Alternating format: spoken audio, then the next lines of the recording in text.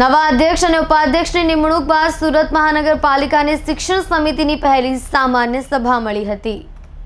નવા અધ્યક્ષ અને ઉપાધ્યક્ષની નિમણૂક બાદ સુરત મહાનગરપાલિકાની શિક્ષણ સમિતિની પહેલી સામાન્ય સભા મળી હતી। વિપક્ષ દ્વારા યુનિફોર્મ બૂટ મોજાની ક્વોલિટી ચકાસણીનો મુદ્દો ઉઠાવ્યો। નવા અધ્યક્ષ અને ઉપાધ્યક્ષની નિમણૂક બાદ સુરત મહાનગરપાલિકાની શિક્ષણ સમિતિની પહેલી સામાન્ય સભા મળી હતી। લોકસભાની ચૂંટણી પહેલા તમામ લોકોને કામોને મંજૂરી આપી દેવામાં આવી રહી છે। લોકસભાની ચૂંટણી પહેલા યોજાનાર આ છેલ્લી સામાન્ય સભા છે।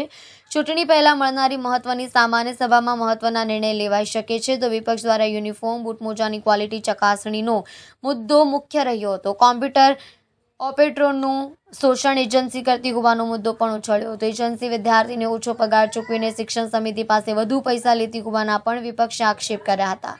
19,000 કરતાં વધુ પગાર એજન્સી કર્મચારી માટે લે છે અને તેની સામે કોર્પોરેટરને 10 થી 12,000 જ ચૂકવાતા હોવાનો આક્ષેપ કર્યો હતો। વિપક્ષનો આક્ષેપ છે કે શિક્ષણ સમિતિનો ઝુકાવ કર્મચારી પ્રત્યે હોવો જોઈએ, એજન્સી પ્રત્યે નહીં હોવો જોઈએ।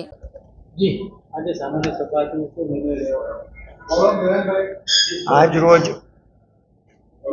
શિક્ષણ સમિતિની સામાન્ય સભામાં 25 કરોડ 72 લાખના કામોને મંજૂરી આપવામાં આવી છે। એમાં મહત્વનું કહી શકાય તો 1,85,000 બાળકોને સ્કૂલ બેગ આપવામાં આવવાના છે અને યુનિફોર્મ આપવાની પ્રક્રિયા, યુનિફોર્મનું ટેન્ડર પાસ થઈ ગયું છે, મંજૂર થઈ ગયું છે અને એ પણ વિતરણ કરવાના છે। અને સાયકલ જે ધોરણ 6માં પ્રથમ નંબરે આવશે એમને સાયકલ આપવાના છે અને બૂટ મોજાનું કામ મંજૂર થઈ ગયું છે।